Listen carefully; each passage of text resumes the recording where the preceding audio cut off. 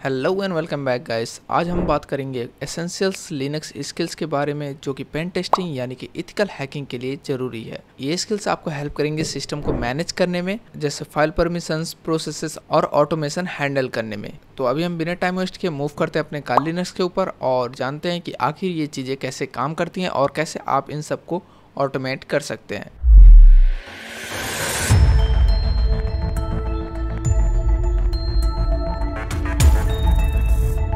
तो गाइस अभी आप देख सकते हैं मेरे काली लिनक्स स्क्रीन को। तो हम क्या करेंगे, सिंपली पहले अपने टर्मिनल को ओपन करेंगे और मैं करता हूँ इसको मैक्सिमाइज।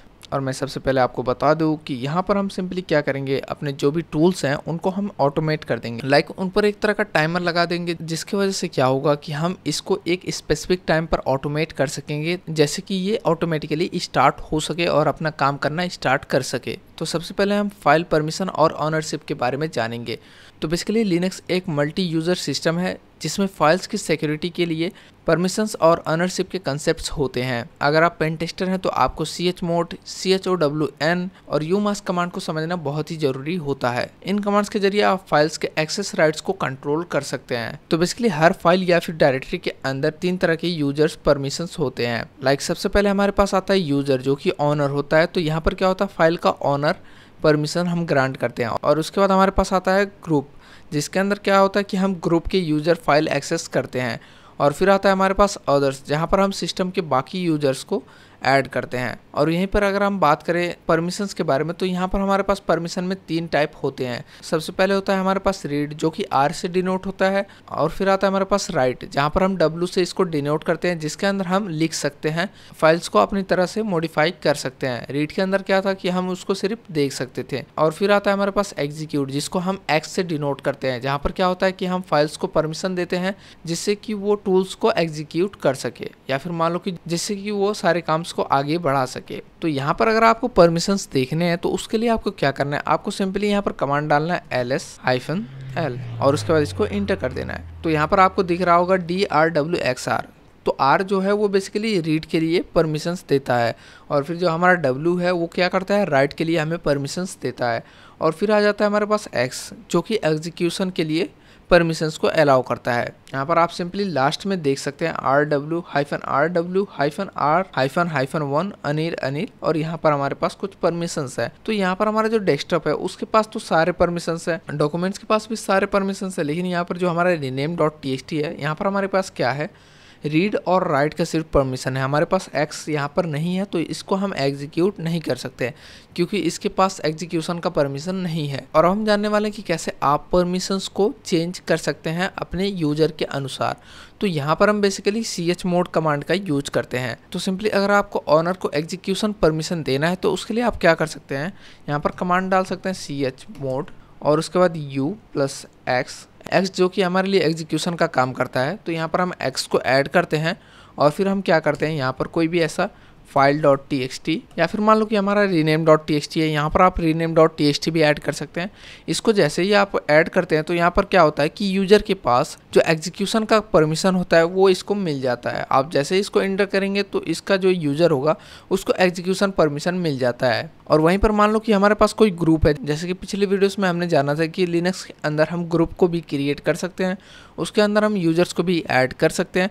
तो यहाँ पर मान लो कि अगर मेरे पास कोई ग्रुप है और मैं चाहता हूँ कि उस ग्रुप में जो लोग हैं या फिर जो यूजर्स हैं उनके पास एक परमिशन हो जिसकी मदद से वो लोग राइट कर सकें, तो यहाँ पर हम क्या कर सकते हैं, जो हमारे u+x है इसको हम कट करके g-w ऐड कर सकते हैं। जो ग्रुप है उसके पास राइट का परमिशन आ जाएगा। और वहीं पर मान लो कि जो ऑदर्स हैं, मतलब जो बाकी चीजें हैं, उनको अगर हमें रीड का परमिशन देना है तो वहां पर हम क्या कर सकते हैं, ओ से हो गया ऑदर, और फिर हम प्लस ऐड करेंगे और R ऐड कर देंगे, जो कि R डिनोट करता है हमें रीड के लिए। तो जैसे ही आप इसको एंटर करेंगे तो यहाँ पर क्या होगा कि जितने भी बाकी चीजें हैं उन सबको रीड करने का परमिशन मिल जाएगा। और वहीं पर मान लो कि अगर हमें यहाँ पर मल्टीपल परमिशंस देने हैं तो उसके लिए हम क्या कर सकते हैं, सिंपली हम यहाँ पर u+x कर सकते हैं और इसके बाद कमा g-w कर सकते हैं और उसके बाद comma O is equal to R, या फिर मान लो कि यहाँ पर शायद प्लस R रहेगा। ये तीनों कमांड को एक ही जगह पर यूज करके आप सिंपली इंटर करने के बाद यहाँ पर आप इसको मल्टीपल परमिशन दे सकते हैं। तो गाइस ये तो था कि कैसे आप यहाँ पर कुछ कीवर्ड्स का यूज करके परमिशन दे सकते हैं। लाइक फिर से मैं इसको रिवाइज कर देता हूँ। जो हमारा R था वो रीड के लिए डिनोट करता है। यहाँ पर आपको किसी फाइल को रीडिंग के लिए परमिशन देना है तो वहाँ पर आप R यूज कर सकते हैं। वहीं पर अगर आप W का यूज करें तो W क्या करता है कि राइट के लिए परमिशन देता है, तो यहाँ पर आप W का यूज करके यूजर को राइट करने का परमिशन दे सकते हैं। और फिर अगर आप यहाँ पर X का यूज करें तो X क्या करता है कि X बेसिकली एग्जीक्यूशन के लिए यूज होता है, जहाँ पर आपको अगर किसी टूल को एग्जीक्यूट करना है या फिर किसी फाइल को एग्जीक्यूट करना है तो उसके लिए आपको यहाँ पर X यूज करना पड़ता है। तो गाइस आई थिंक अभी आपको ये चीजें समझ में आ गई होंगी। तो अब हम क्या करने वाले हैं, यहाँ पर हम न्यूमेरिक वर्ड्स का कैसे यूज करके यहाँ पर परमिशन दे सकते हैं उसके बारे में जानने वाले हैं। तो मैं करता हूँ इसको कट, और यहाँ पर अब हम 755 यूज करने वाले हैं। 755 बेसिकली किस चीज के लिए यूज होता है कि यहाँ पर आप जैसे 755 यूज करते हैं तो यहाँ पर जो यूजर होता है उसके पास फुल परमिशन मिल जाता है। लाइक वहाँ पर RWX तीनों जितने भी परमिशंस होते हैं वो सब यूजर को मिल जाता है। यहाँ पर आपको क्या करना है, chmod और फिर 755 और जो भी आपका फाइल है उसको यहाँ पर ऐड कर देना है। और उसके बाद क्या होगा, यूजर के पास जो रीड राइट और एग्जीक्यूशन का परमिशन है वो तीनों अलॉट हो जाएगा, जिससे कि जो हमारा वर्क है या फिर मान लो कि जिससे कि हमारा जो पेंटेशन टेस्टिंग का एफिशिएंसी है वो इंक्रीज हो जाता है। यहाँ पर आपको कोई भी ऐसी चीजें मतलब ऐसा नहीं करना पड़ता है कि मैनुअली आपको करना पड़े, आप सिंपली एक ही कमांड का यूज करके सब परमिशन अलॉट कर सकते हैं। और मान लो कि अगर मुझे यहाँ पर सिर्फ रीड और राइट का परमिशन देना है लेकिन एग्जीक्यूशन का परमिशन नहीं देना है तो मैं क्या करूंगा, ये जो 755 है इसको कट कर दूंगा। कट करके मैं यहाँ पर क्या करूंगा 644 ऐड कर दूंगा। 644 ऐड करने के बाद क्या होगा कि यहाँ पर सिर्फ रीड और राइट का परमिशन ही मिलेगा। तो आई थिंक अभी आपको ये भी समझ में आ गया होगा। हम क्या करेंगे, इसको भी कट कर देंगे और फिर अब हम जानने वाले कि कैसे आप ओनरशिप को चेंज कर सकते हैं। लाइक कि यहाँ पर जैसे मैंने आपको स्टार्टिंग में बताया कि लिनक्स एक तरह का यूजर बेस्ड, मतलब यहाँ पर आप मल्टीपल यूजर ऐड कर सकते हैं, यहाँ पर आप बहुत सारे अकाउंट्स बना सकते हैं। तो उसमें क्या होता है कि आप कुछ फाइल्स को अपने हिसाब से यूजर्स को परमिशन दे सकते हैं। मतलब किसी यूजर के पास डेस्कटॉप का ओनरशिप होगा, किसी यूजर के पास डॉक्यूमेंट का ओनरशिप होगा, किसी यूजर के पास डाउनलोड का ओनरशिप होगा। तो आप यहाँ पर CHOWN कमांड का यूज करके जो ओनरशिप है उसको चेंज कर सकते हैं। हम यहाँ पर प्रैक्टिकली देख लेते हैं कमांड का यूज करके। मैं क्या करूँगा, यहाँ पर सिंपली CHOWN कमांड को यूज करूँगा और फिर हमारा जो भी यूजर नेम होगा, जैसे हमने पिछले वीडियो में यूजर क्रिएट किया था तो हमने जो यूजर था उसका नाम शायद साइबर बॉय रखा था, तो मैं क्या करूँगा यहाँ पर साइबर बॉय रख देता हूँ। और फिर आपको क्या करना है, यहाँ पर मान लो मुझे डेस्कटॉप का जो परमिशन है वो साइबर बॉय को देना है, तो मैं क्या करूँगा यहाँ पर डेस्कटॉप ऐड कर दूंगा। तो मेरे जो डेस्कटॉप का परमिशन है वो साइबर बॉय के पास पहुँच गया है। यहाँ पर इसको रन करने से पहले आपको यहाँ पर सूडो परमिशन देना पड़ेगा। हम सूडो कमांड डालते हैं, यहाँ पर हम साइबर बॉय को डेस्कटॉप परमिशन दे देते हैं। अब जैसे इसको इंटर करेंगे तो ये आपके रूट एक्सेस का पासवर्ड मांगेगा, आपको सिंपली पासवर्ड को इंटर करना है और उसके बाद जो डेस्कटॉप का ओनरशिप है वो साइबर बॉय के पास पहुंच जाएगा। और वहीं पर मान लो कि आपको किसी फाइल का ग्रुप नेम चेंज करना है तो आप क्या कर सकते हैं, लाइक कोई ग्रुप है और किसी फाइल को आपको सिर्फ उस ग्रुप के लिए डेडिकेटेड बनाना है तो आप क्या कर सकते हैं, यहाँ पर हम CHOWN कमांड ही यूज करेंगे। लेकिन हम यहाँ पर क्या करेंगे, हमारा जो ग्रुप नेम रहेगा वो यहाँ पर हम ऐड कर देंगे जो कि हमने साइबर आर्मी रखा था। और यहाँ पर हमारा जो rename.txt है उसी को हम ऐड कर देते हैं। तो इससे क्या होगा, जो हमारा rename.txt है वो बेसिकली साइबर आर्मी के अंदर चला गया है। जो साइबर आर्मी हमारा ग्रुप है उसके पास इसका फुल ओनरशिप पहुंच जाता है। और वहीं पर मान लो कि अगर मुझे जो rename.txt है उसको ग्रुप और जो हमारा यूजर था उन दोनों को परमिशन अलाउड करना है, मतलब दोनों के पास इसका परमिशन होना चाहिए, ऐसा बनाना है। तो हम क्या कर सकते हैं, यहाँ पर हमारा जो कमांड है वो सेम रहेगा लेकिन हम क्या करेंगे, यहाँ पर साइबर बॉय को भी ऐड कर देंगे। तो इससे क्या होगा कि हमारा जो साइबर बॉय है उसके पास भी rename.txt का ओनरशिप आ जाएगा और जो हमारा ग्रुप है साइबर आर्मी उसके पास भी ये जो rename.txt है उसका ओनरशिप आ जाएगा। तो इस तरह से आप ओनरशिप चेंज कर सकते हैं, आप इसको यूज कर सकते हैं। ये बेसिकली जब आप टीम वर्क करते हैं तो उस जगह पर ये काम आता है। और अब हम बात करने वाले हैं umask कमांड के बारे में। तो umask कमांड क्या करता है, तो umask बेसिकली जब नए डायरेक्टरीज या फिर फाइल्स को क्रिएट किया जाता है तो उसको परमिशन अलॉट करने के लिए यूज किया जाता है। जैसे मान लो कि मैं यहाँ पर कोई एक नया फाइल क्रिएट करता हूँ तो मैं क्या करूंगा, उस नए फाइल को किस यूजर के अंदर, मतलब किस यूजर को उसका एक्सेस देना है, या फिर मान लो कि जो हमारा मेन यूजर है उसको कौन कौन से ऐसे परमिशन देने हैं वो सब अलॉट करने के लिए हम यहाँ पर umask कमांड का यूज करते हैं। यहाँ पर आप क्या कर सकते हैं, सिंपली कमांड डाल सकते हैं umask और यहाँ पर आपको कुछ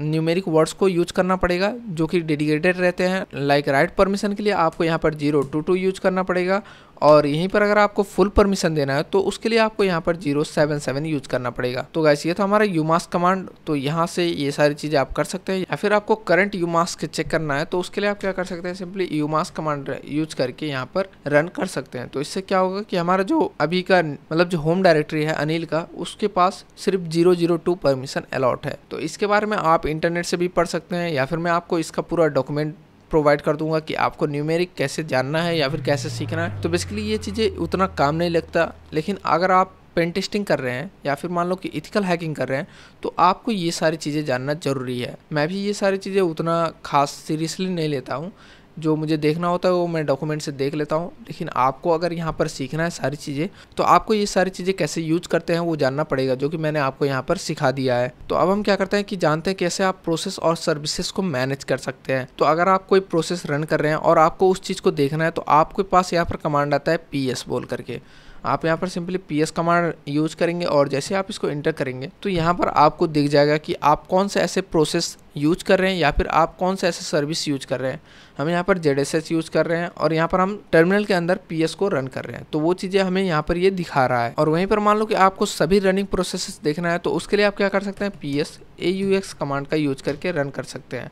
तो इसके अंदर आप देख सकते हैं आपका जितना भी मतलब सर्विस रन कर रहा है वो सब यहाँ पर आपको ये शो कर देगा। और मान लो कि मुझे अगर फुल इन्फॉर्मेशन चाहिए तो उसके लिए हम क्या कर सकते हैं, PS-EF कमांड का यूज करके इंटर करते ही हमें जितने भी इसका फुल इन्फॉर्मेशन होगा, मतलब डिटेल इन्फॉर्मेशन, वो सब ये यहाँ पर शो कर देगा। और अभी मैं आपको इसके अंदर कुछ इंपॉर्टेंट कॉलम्स के बारे में बता देता हूँ। लाइक यहाँ पर आप जब PID देखेंगे तो वो क्या होता है कि प्रोसेस ID होता है, और वहीं पर अगर आपको यूज़र कैपिटल में दिखेगा तो वो क्या होता है कि प्रोसेस का ऑनर होता है। और वहीं पर आपको अगर %CPU दिखेगा तो उससे क्या आपको समझना है कि हमारे जो CPU यूजेज परसेंटेज है वो यहाँ पर दिखाया जाता है। और वहीं पर मान लो कि आपको %MEM दिख रहा है तो उससे क्या आपको समझना है कि हमारा जो मेमोरी यूसेज परसेंटेज है वो यहाँ पर शो करता है। और यहाँ पर मान लो कि आपको कोई प्रोसेस स्टार्ट करना है तो उसके लिए आपको यहाँ पर कमांड यूज करना पड़ता है, जो कि हमारा COMMAND कैपिटल होता है। मैं यहाँ पर आपको दिखा देता हूँ। तो ये चीज़ प्रोसेस को स्टार्ट करने वाला कमांड है। और अब हम देखने वाले हैं टॉप कमांड के बारे में। टॉप कमांड क्या करता है कि रियल टाइम में जो भी प्रोसेस रन कर रही हैं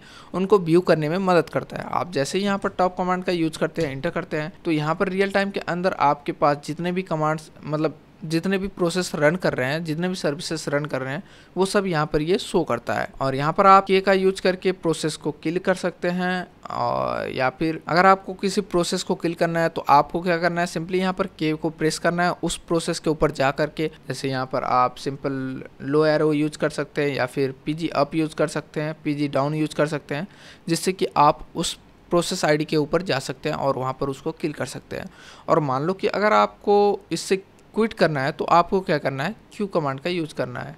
तो हम अभी इसको क्यूट कर चुके हैं, तो अभी हम इससे बाहर आ चुके हैं। अभी हमारे पास यहाँ पर anil@kali दिखा रहा है। तो अब हम क्या करेंगे, यहाँ पर देखेंगे कि कैसे आप कमांड का यूज करके प्रोसेस ID को किल कर सकते हैं। आपको क्या करना है, सिंपली यहाँ पर किल कमांड का यूज करना है और यहाँ पर प्रोसेस ID यूज कर देना है, जो कि आपको यहाँ पर PID दिख रहा होगा। मैं यहाँ पर अगर 1244 ऐड करता हूँ तो जो PID है मेरा अनिल का, वो यहाँ से किल हो जाएगा, मतलब एंड हो जाएगा। और ये सिर्फ नॉर्मली जो प्रोसेस होता है उसको किल करने में यूज होता है। और मान लो कि अगर कोई प्रोसेस किल नहीं हो रहा है तो यहाँ पर आप उसको फोर्सफुली भी किल कर सकते हैं, -9 यूज करके। यहाँ पर आप जो भी PID यूज करेंगे उसका प्रोसेस फोर्सफुली किल हो जाएगा। सो गाइस ये था हमारा आज का सेशन, जिसके अंदर हमने कुछ एडवांस कमांड लाइन के बारे में जाना, और अगली वीडियो में भी हम कुछ और एडवांस कमांड लाइन के बारे में जानने वाले हैं। सो आई होप कि आप लोग ये सीरीज को फॉलो कर रहे हैं, और जो मेरा मोटिव है वो है आपको कंप्लीट इथिकल हैकर बनाना।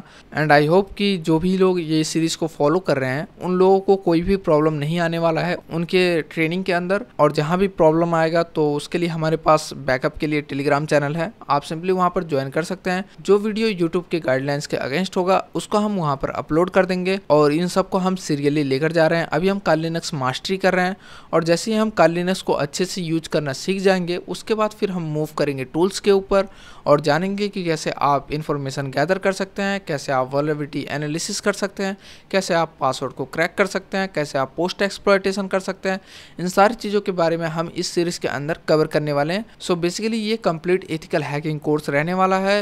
ये ऑलमोस्ट कितने आवर्स का जाएगा ये मुझे भी एग्जैक्टली पता नहीं है, लेकिन ये 50+ आवर्स का है। तो अगर आप सोच रहे हैं कि ये एंडिंग में आप ज्वाइन करके इसको कंप्लीट कर लेंगे तो आपके लिए थोड़ा मुश्किल हो सकता है। तो आई होप जैसे मैं ये सीरीज़ कंटिन्यू कर रहा हूँ साथ साथ ही आप इसको सीखें। इसके अंदर मैं 1 डेज़ का गैप दे रहा हूँ, जिससे कि आपको लर्निंग में भी ईजी होगा और आपको थोड़ा प्रैक्टिस करने का टाइम भी मिल जाएगा। तो गाइस मिलते हैं अब नेक्स्ट सेशन में, तब तक के लिए stay safe, stay secure, thank you and happy hacking.